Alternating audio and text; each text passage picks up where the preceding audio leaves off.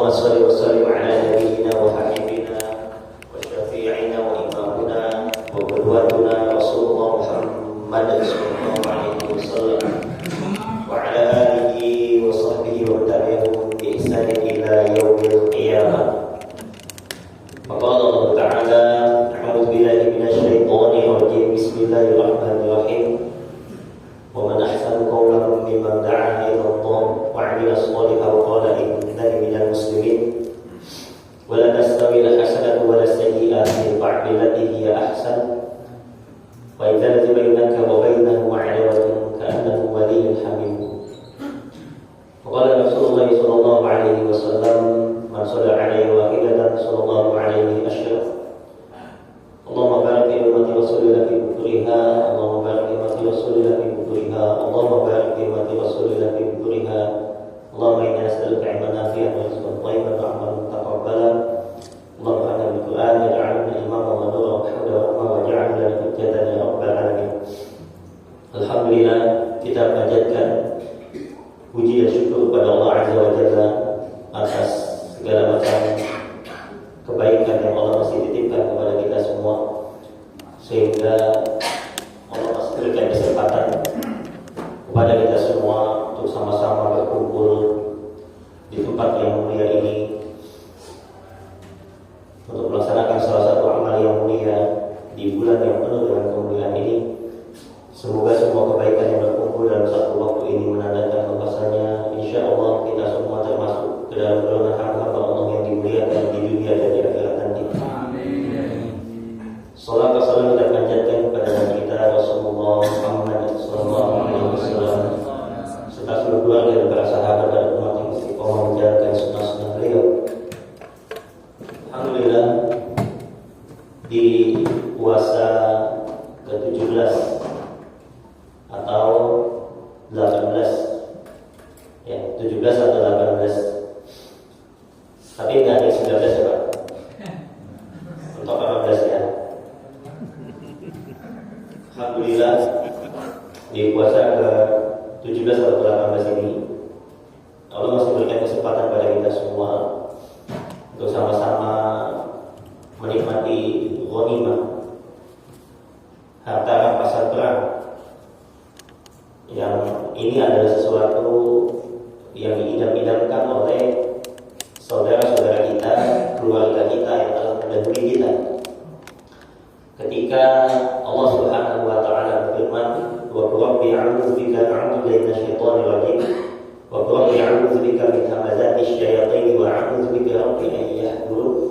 Hatta idza jaa ahadahumul maut qala rabbi irji'un la'alli a'malu shalihan fima taraktu kalla innaha kalimatun huwa qailuha wa min warihim barzakhun ila yaumi yub'atsun.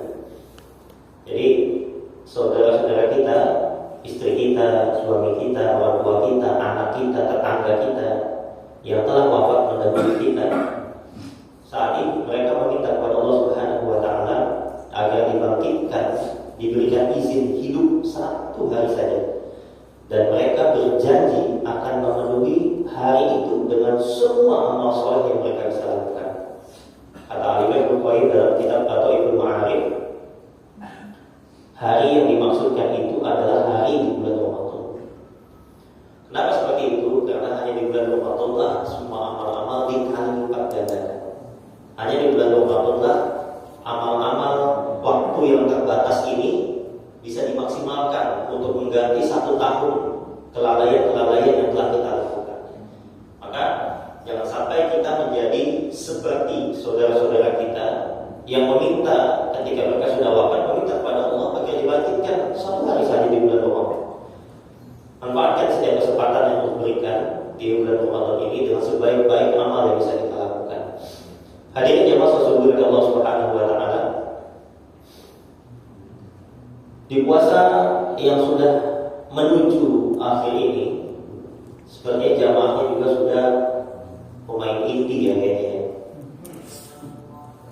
Sepertinya juga sudah mulai jadi Muhammadiyah kita ya. Muhammadiyah berkemajuan, jamaahnya maju semua. Di saf-saf belakangnya sudah mulai diisi sama malaikat ya.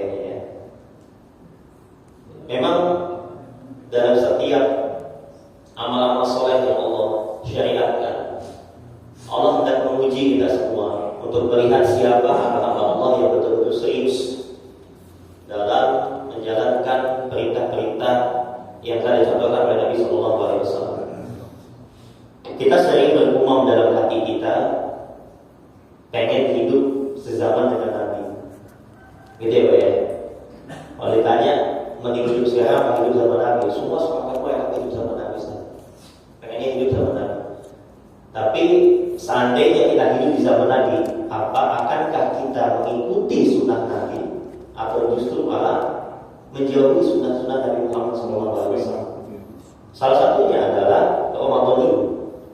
Kita selalu bergumam dalam hati ingin menjalankan Ramadan seperti Nabi Muhammad SAW.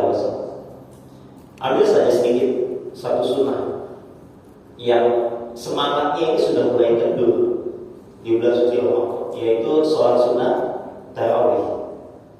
Sholat sunnah tarawih itu ketika di Indonesia pada umumnya ya, itu masjid-masjid di 5 hari pertama, gak usah seminggu lah ya, 5 hari pertama, Masya Allah penuh ya, sampai teras gitu ya, bahkan sampai ke rumahnya nggak sholat maksudnya ya.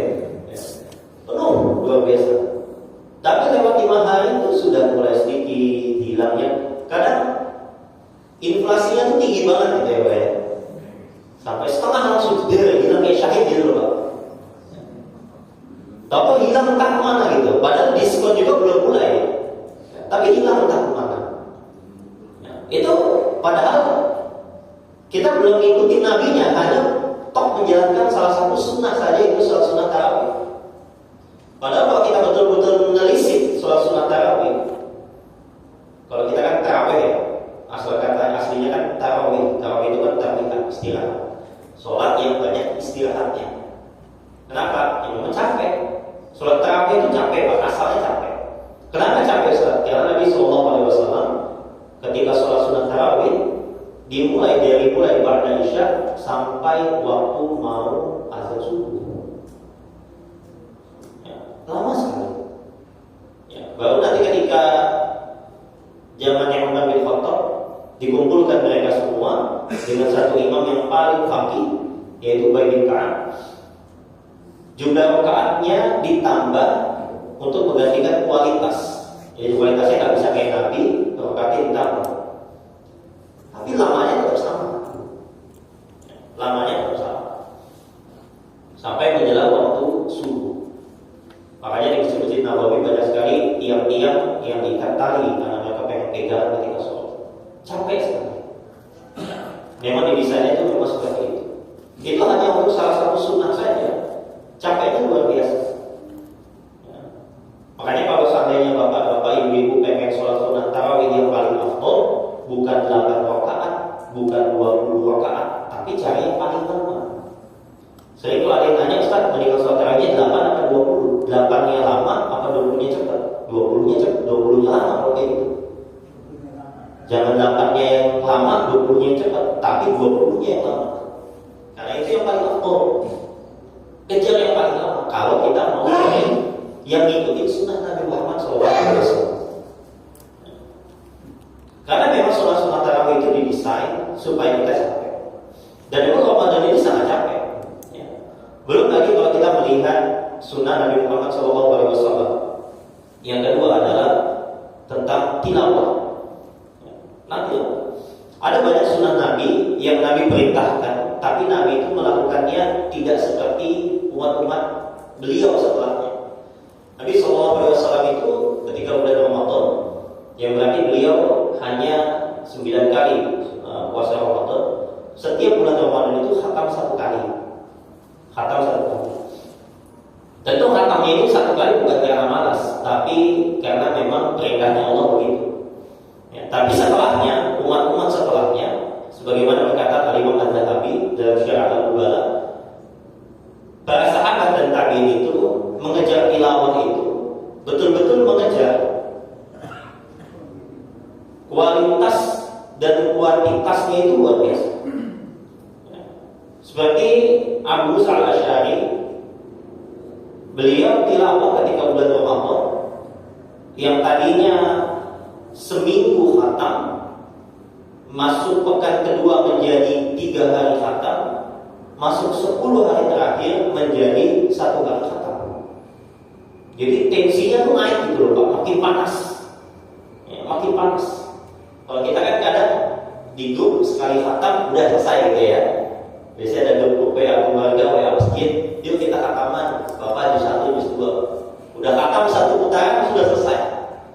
Justru kalau kita ngikutin sunnah para tabi'in, makin lama itu makin panas. Makin panas.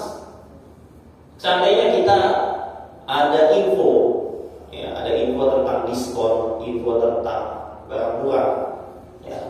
Sekarang contohnya Iran lagi mulai tembak-tembakan ya dengan Israel. Ya, sebenarnya saya kalau nggak ada halangan bulan Mei saya berangkat ke Serbia dengan Kementerian Perdagangan, tapi karena ada tembak-tembakan ini mau nggak mau saya ditunda. Minyak katanya sudah mulai mau naik, sudah mulai ada beberapa antrian luar biasa. Kenapa? Takut langka. Kenapa ini tidak terjadi dalam amal-amal soleh kita? Kalau seandainya dikatakan minyak nanti akan langka, kita mengejar supaya takut kehabisan. Kenapa tidak kita lakukan untuk Al-Quran di bulan suci Ramadan? Kita bayangkan bahwa Ramadan ini selesai dan tilawah kita ini belum tentu bisa terjadi lagi. Kalau itu kita bayangkan dalam kehidupan kita, tentu kita nggak akan malas-malasan.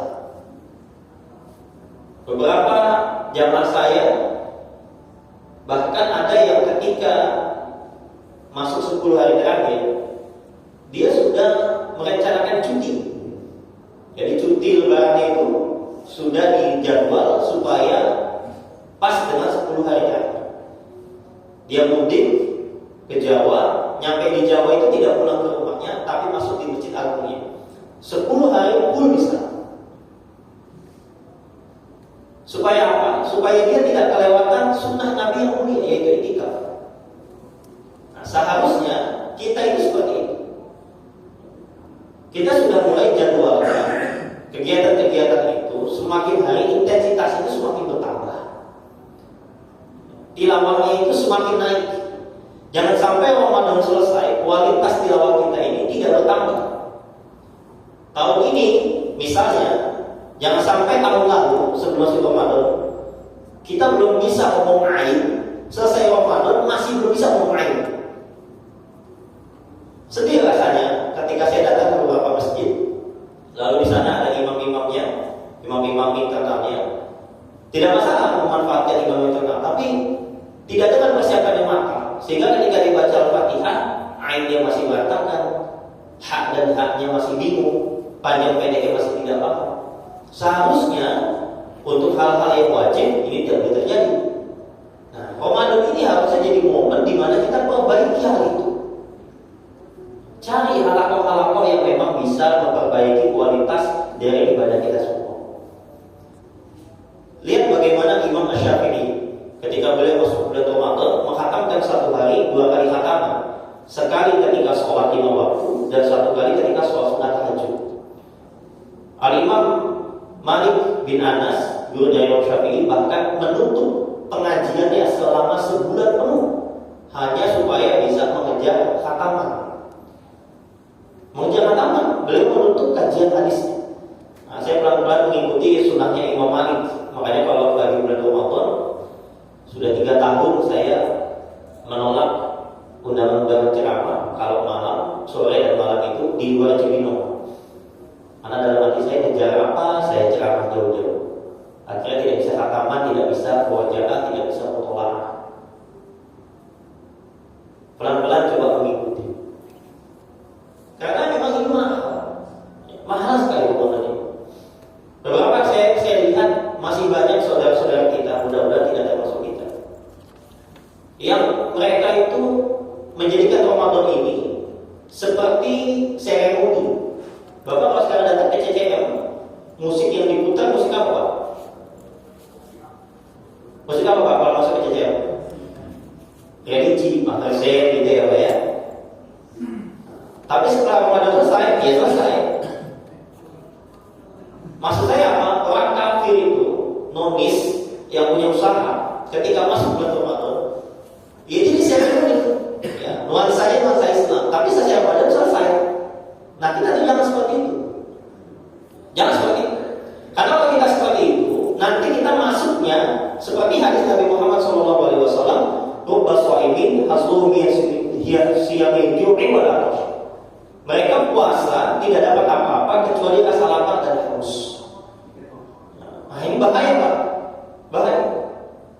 Jangan sampai kita cuma puasa dapat lapar dan haus. Siapa itu? Mereka yang ketika masuk bulan Ramadan memang tidak dengan persiapan yang matang. Maksiat masih dijalankan, ya, sunnah-sunnah masih tidak dioptimalkan. Bayangkan, bahkan ketika syaitan diikat saja, kita masih malas. Kan kata Nabi, "Idza ja'a Ramadan, futihat abwaabul jannah, wa ghulibat abwaabun nar, wa sulsilatish syayatin." Pintu surga dibuka, neraka ditutup, setan-setan diikat.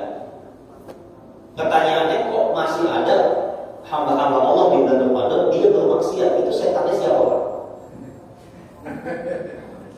Itu hadis Nabi, Pak. Hadisnya sahih, Pak. Idza ja'a Ramadan, futihat abwaabul jannah, wa sulsilatish syayatin, wa ghulibat abwaabun nar, wa sulsilatish syayatin. Nah, dulu ketika kami khataman dengan Syekh Hamid Al-Bukhari, pengajar hadis di Masjid Nabawi, Madinah Al-Munawwarah, beliau mengatakan yang dimaksudkan pintu surga dibuka adalah rahmat Allah itu dibuka di bulan Ramadan dan tidak dibuka seperti di luar bulan Ramadan. Hanya di bulan Ramadan ini semua amal itu kan dikali lipat gandakan. Kita aja ada THR semangatnya luar biasa. Bahkan banyak orang udah saking stres sama kerja, resign itu nunggu selesai Ramadan, Pak, supaya dapat THR. Pasti banyak yang mengalami seperti itu. Kenapa? Karena THR bonus. Nah, Ramadan ini pintu surga dibuka, kebaikan itu luar biasa. Kenapa kebaikan luar biasa? Karena ini ibadah, satu-satunya ibadah yang ketika kita dilakukan, kita diminta meninggalkan satu amal soleh. Ramadan itu gitu. Maksudnya gimana? Contoh, rukun Islam, sholat. Sholat itu kan perintah melakukan satu amal di waktu tertentu. Ya, haji melakukan satu amal. Puasa itu perintah meninggalkan satu amal. Maksudnya gimana? Makan itu kan asalnya boleh waktu siang hari, betul? Tapi jadi haram di bulan Ramadan itu. Ibadah dengan istri kita asalnya boleh, bahkan berpahala, tapi menjadi haram di bulan suci. Itu spesialnya Ramadan, Pak. Kita diminta meninggalkan satu amal, makanya pahalanya gede. Dan lebih berat, puasa lebih berat daripada sholat. Ya karena sholat itu hanya perintah untuk melakukan satu amal. Kalau Ramadan kita perintah meninggalkan satu amal yang tadinya boleh, makanya pahalanya beda. Kan kata Nabi itu kan, kullu amalin Adam, semua amal anak Adam itu dibalas, kecuali puasa. Puasa gak ada balasannya. Aku yang nanti akan balas. Maksudnya gimana?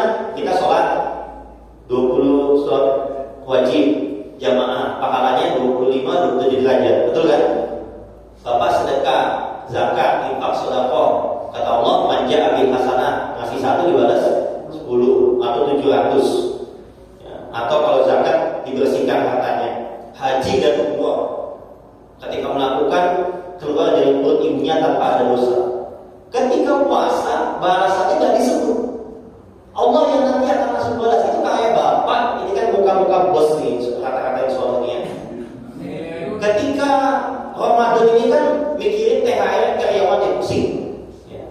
Omsetnya naik tapi harus kasih THR gitu ya. Mudah-mudahan nanti naik insyaallah.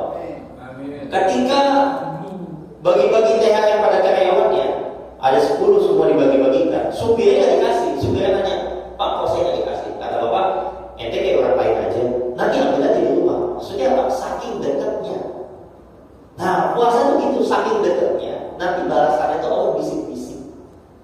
Balasannya itu nanti Allah yang ngasih sendiri, kan disebutin. Salah satunya adalah pintu surganya khusus, yaitu pintu Tarawih.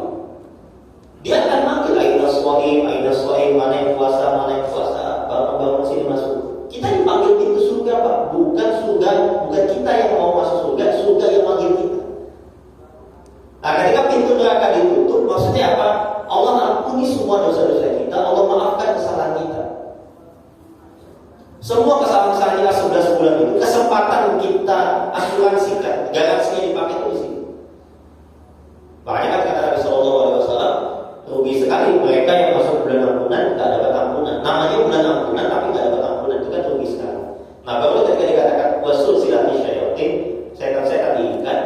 Maksudnya apa kata guru kami? Yang pertama, yang diikat adalah setan-setan yang gede-gedenya, yang mengajak pada kemaksiatan yang besar. Makanya kan di bulan Ramadan kita suka mendengar istilah tempat malam ditutup saat bulan Ramadan, betul? Nah itu setan-setan besar yang diikat. Jadi hanya setan-setan yang kecil, menggoda yang kecil-kecil, tapi yang besar-besar diikat.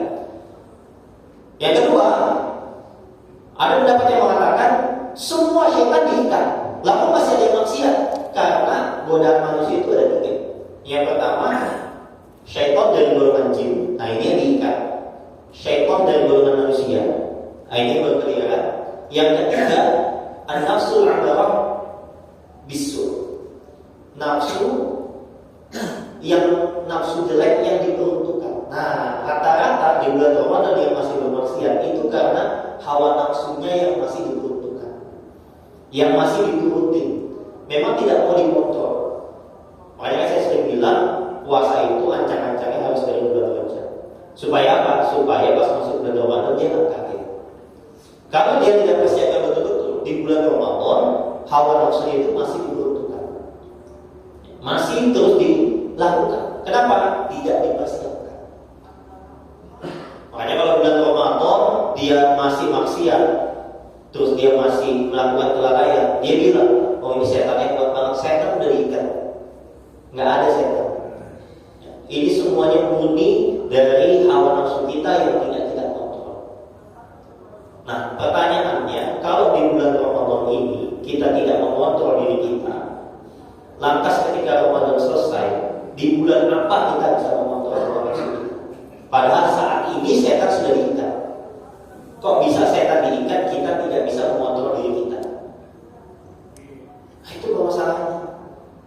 Maka di bulan Ramadan ini betul-betul seharusnya ketika sudah lewat terakhir ini, ayo bapak-bapak, ibu-ibu sekalian, sudah mulai fokus dengan amal-amal yang memang belum kita selesaikan. Sudah mulai dicatat apa yang mau dilakukan, apa yang mau diselesaikan. Jangan lagi masih habis waktunya untuk hal-hal yang tidak bermanfaat. Kalaupun harus terpaksa buka puasa bersama karena itu kantor atau segala macam, jangan sampai ketinggalan sholat berjamaah, maghribnya, isya'nya, tarawihnya. Kalau memang saat ini tidak bisa meninggalkan kegiatan kantor, jangan sampai ketinggalan tilawah. Kemarin waktu saya meeting di Tebet, tahu-tahu ada undangan setelah sholat maghrib, meeting lanjut di Ciputat. Otomatis karena ngejar macet, saya dalam hati ya sudah, nanti sholatnya mungkin di tempat meeting. Saya naik busway, nyampe di Masjid Ciputat, entah kenapa terdengar suara imam lagi sholat, kok hati mesem gitu ya. Akhirnya saya berhenti, sholat isya dulu, sholat tarawih sampai selesai. Saya buka HP, udah ditelepon, Ustaz kemana? Saya tidur, itu udah mau mulai nih. Ternyata memang mulai dari jam 8:30, dari jam 8. Akhirnya saya datang jam 9, meeting sampai jam 1:30 pagi. Saya baru pulang 1:30 pagi dari Ciputat, nyampe ke Cibinong. Gojek, Grab semua udah pulang. Tahu-tahu dapat saya motor. Saya tanya, Mas mau ngambil? Iya Pak, saya tinggal di Cibinong. Waduh, paling situ Mas naik jam segini sampai tinggal di Cibinong. Lah situ aja baru pulang jam segini katanya. Pulang Mas. Kesempatan itu kalau memang kita betul-betul serius, pasti Allah sampaikan. Maksud saya, bahkan tadinya saya sudah tidak rencana untuk sholat berjamaah karena sibuk. Tapi ternyata Allah masih sayang sama kita. Pas lewat masjid, entah kenapa hati itu kayak hilang konsentrasinya, mendengar suara imam, ada berhenti dulu dan sholat. Ada perasaan seperti itu. Nah, saya yakin ini semua pun terjadi dalam perasaan antum semua. Ketika betul-betul antum berdoa pada Allah, ya Allah, maksimalkan saya di bulan Ramadan. Sehingga ketika di bulan Ramadan ada kemacetan atau misalnya ada rasa capek, badan itu refleks. Refleks untuk apa? Untuk ibadah. Untuk ibadah. Jangan malah kita menyengaja mengambil waktu-waktu yang gak ada manfaat untuk kita. Saya sering sampaikan kepada jamaah, didik istri antum supaya kalau mau belanja, belanjalah sebelum Ramadan. Jangan sampai di bulan Ramadan sibuk belanja. Belanjalah sebelum Ramadan. Persiapkan semuanya itu sebelum Ramadan.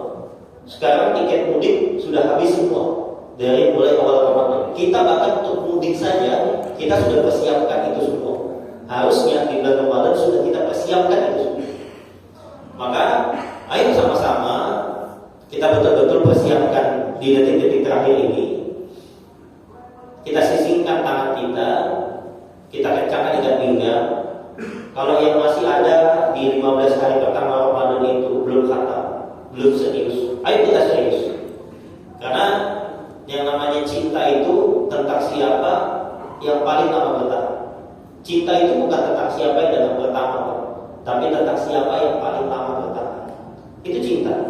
Makanya kata Nabi SAW, innamal amalu bil khawatim.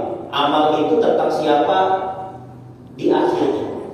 Ramadan itu siapa yang di akhirnya paling bertahan. Cinta itu siapa yang paling kuat bertahan. Bukan tentang siapa yang semangat pertama, tapi tentang siapa yang paling kuat bertahan. Nah, Ramadan itu mengajarkan arti cinta yang sesungguhnya kepada Allah Subhanahu wa Ta'ala. Harusnya kita makin kencang untuk membuktikan cinta kita kepada Allah Subhanahu wa Ta'ala.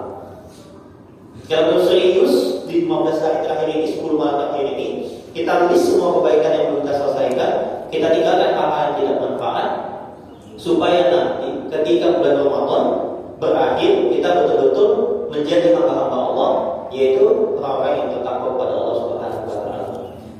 Ya. Beberapa hari ini akan masuk 10 malam terakhir, Allah sudah mulai melihat dan bagian sudah tahu ya, ikhtiar hamba-hambanya mana nih yang nanti ditakdirkan dapat malam Lailatul Qadar.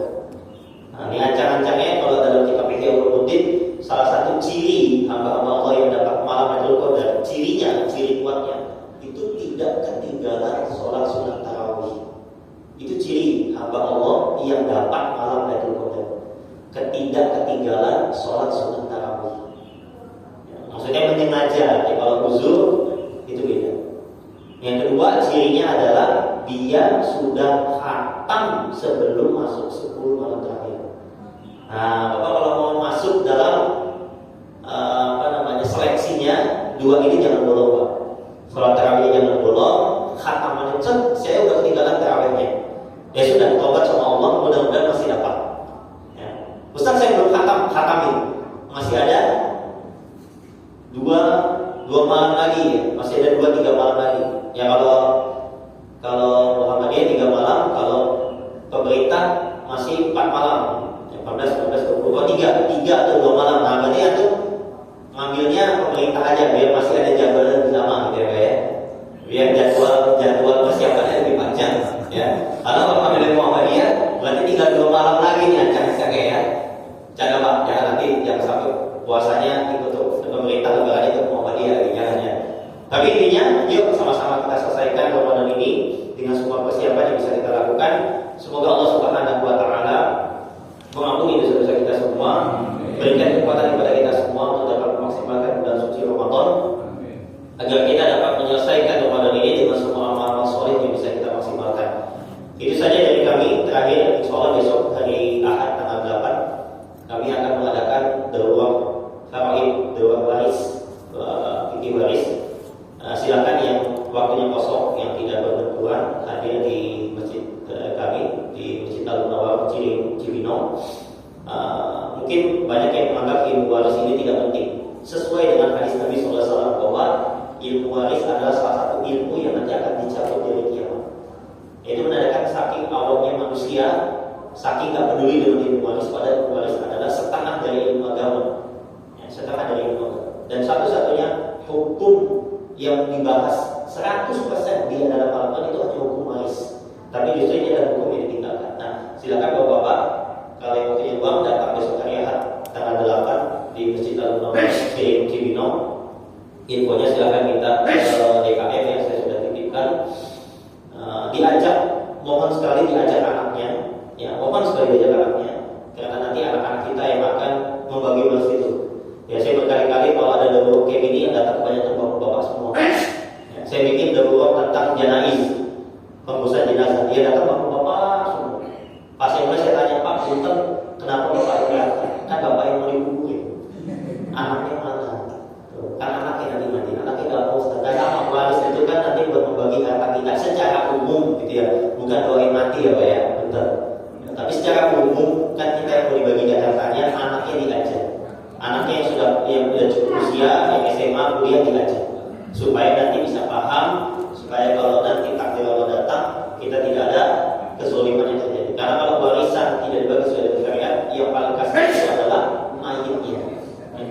Baik, itu saja dari kami. Paling mohon maaf. Ada Allah wa yang menyuin. Subhanallah wa bihamdi. Nashhadu